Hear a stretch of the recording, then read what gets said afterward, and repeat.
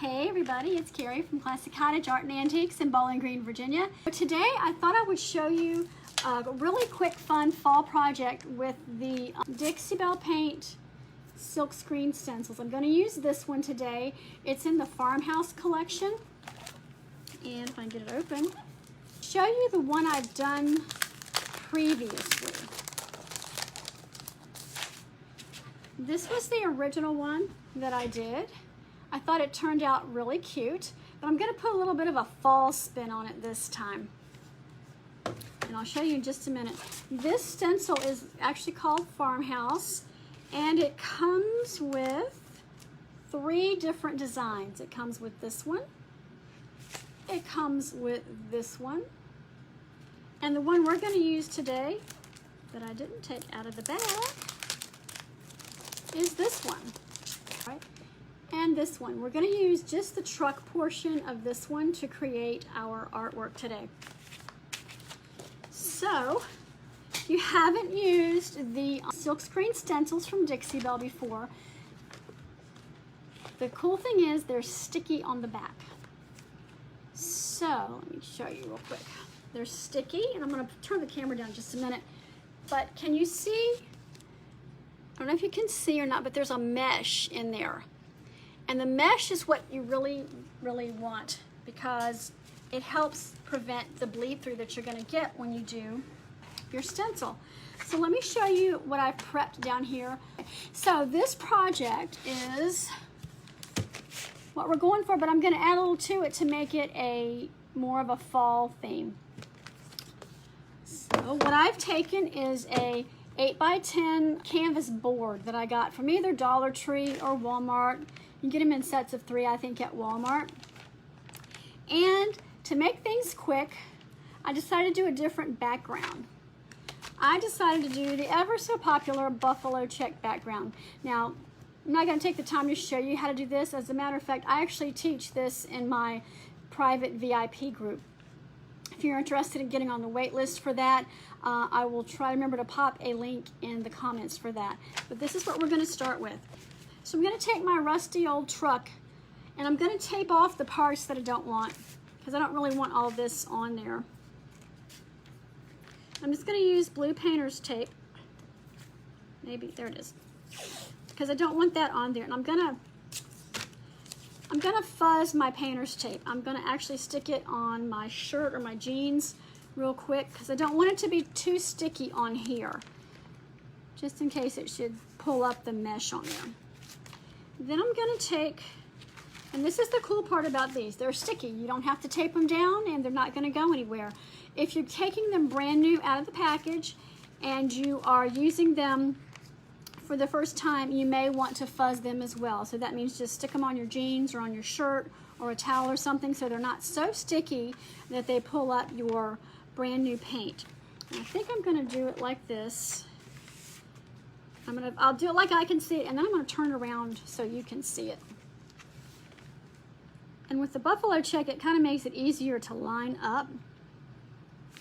But I do want to make sure that it's, my way of measuring is with my hands. So it's about 3 fingers that way. It's about 3 fingers that way. 2.5. So it needs to go over just a smidge. Maybe. Kind of easy to line up with this though. And I'm probably just going to eyeball it this time. Maybe. I do want to make sure though I leave enough space because I'm going to put this in a frame. The goal is to kind of make it look like hand-painted art, only with a whole lot less effort. Although I do teach hand-painting art in my membership, so we're not going to do that today. So I'm going to put it down fairly well. Now the thing with these stencils is you don't want to blob a whole lot of paint. Even though there's the mesh in there, you don't want to blob them a whole lot.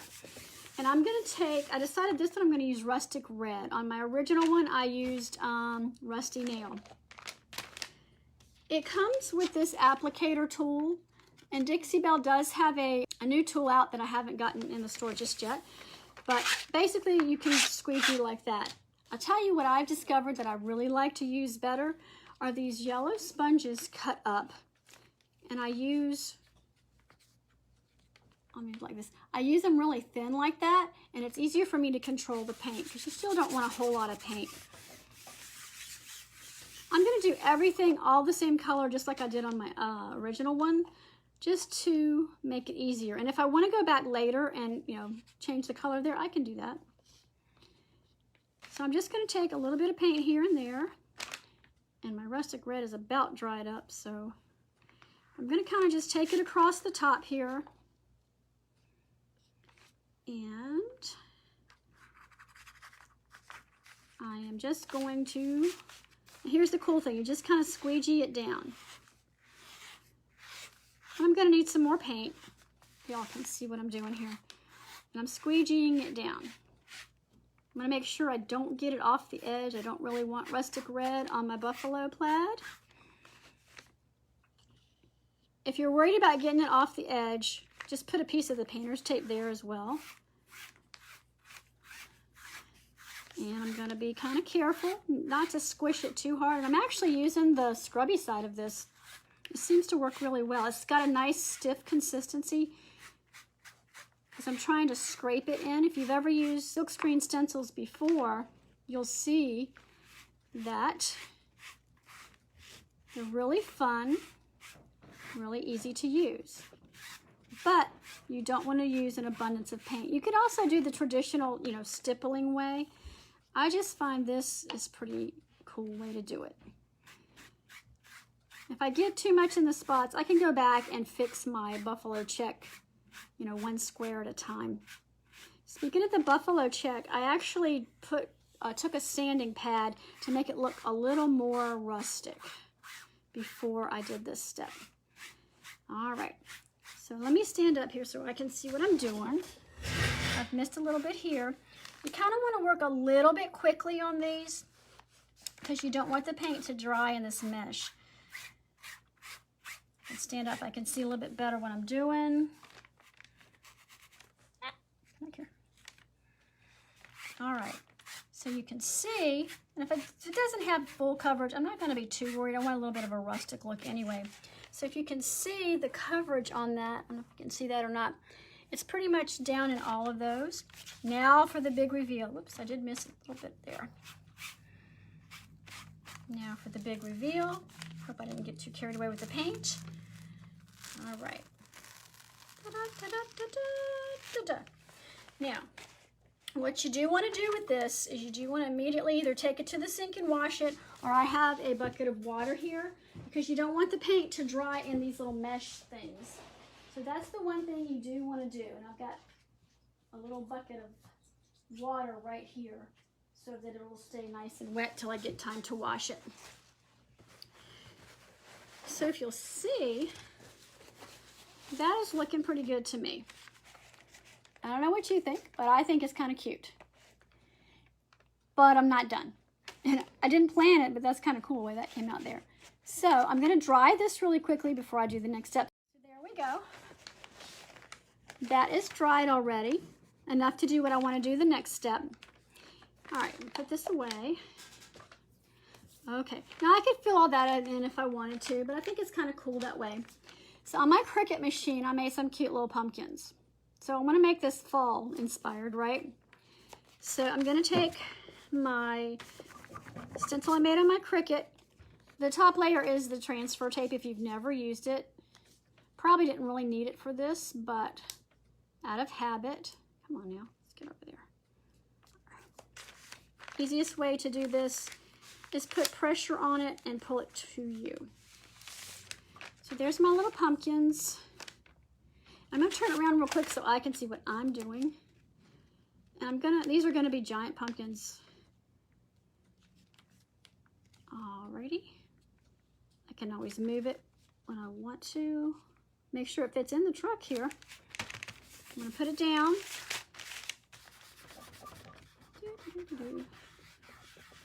Get it down really good.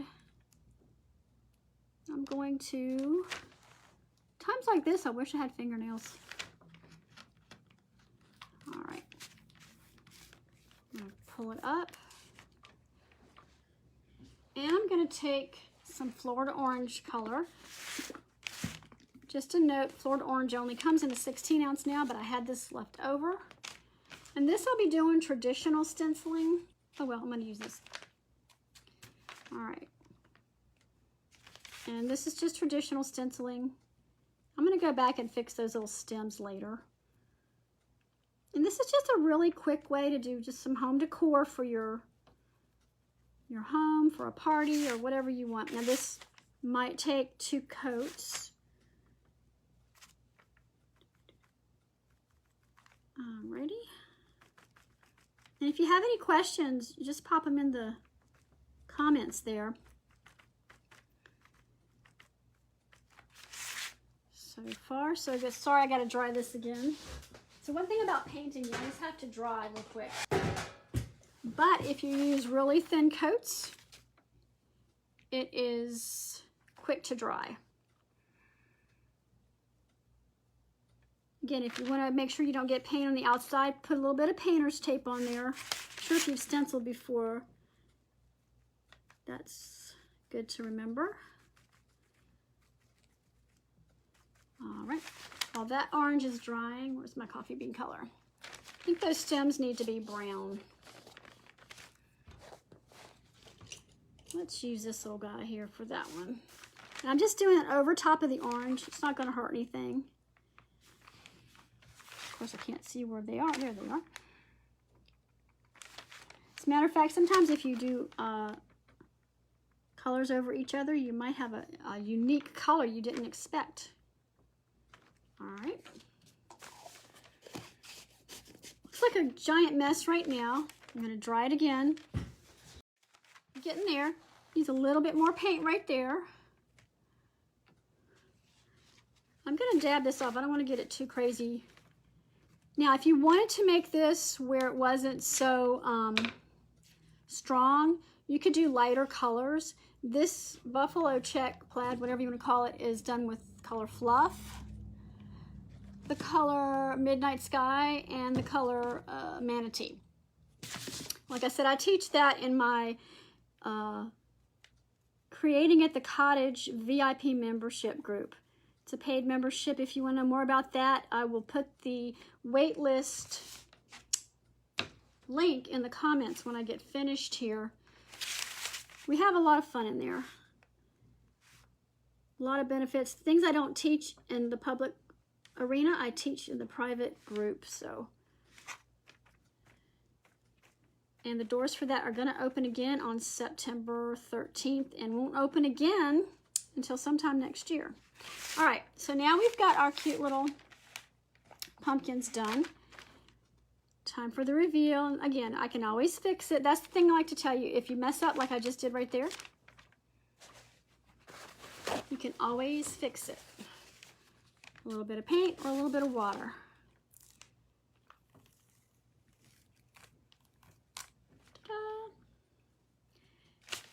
And once this dries, I'm going to go back and put a little bit of probably a brown pen and kind of define those better. And then I will add some straw or hay or something looking in there. And we'll have a cute little pumpkin truck. And for this little guy right here, I just kind of messed it up. What you can do if you get paint like right there, I don't know if you can see that or not, but you can take a little bit of water. Now you got to make sure your background's dry before you do this or you'll reactivate the paint. I'm just going to kind of get a little bit of water before it dries here. And I'm just going to work at it. The other thing I can do is take, if I don't like that, if I took more time to work with that, it would be fine. I'm going to take just a drop of this Manatee Gray and I'm just going to kind of stipple it over it. And you don't really notice it. So if I want to make some straw on there, I can't do any lines to define the pumpkins just yet because it's still wet. But I can take some Rebel Yellow. This is an angle brush. Do I have a... As a matter of fact, I'm actually going to take a rounder brush. All right. So I'm going to do is Sorry, I gotta turn this up so I can see it here.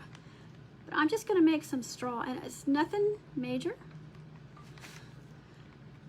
And it may look like a mess. That's okay. And I'm just making little strokes that kind of go out. I kind of want this to sit up on like straw or something.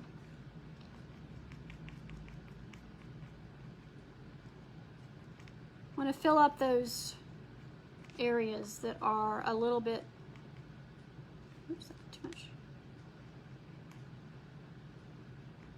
Maybe I'll make some come up over my pumpkins too.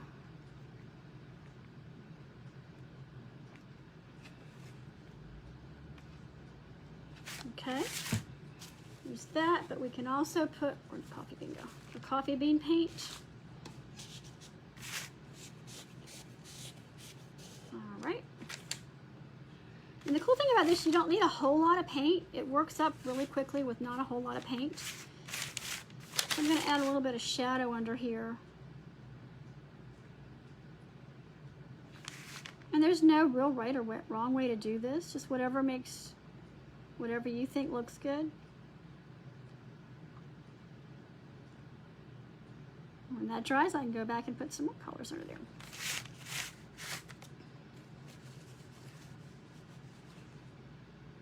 Maybe some more of the yellow. Kind of break up that brown a little bit. Maybe these are the husks of the straw. One thing you should probably do that I didn't just do is make sure it dries before you start adding extra layers. Sometimes that's a good thing to do. Okay. And I'll go back and fix that later before I finish it.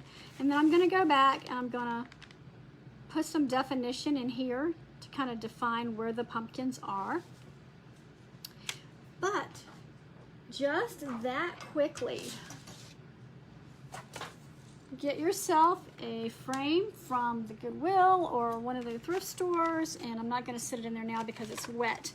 But just like that, you can create a cute little fall. I'm going to fix that. I don't really like that at all. And I might even put a little sign here that says pumpkin patch or something.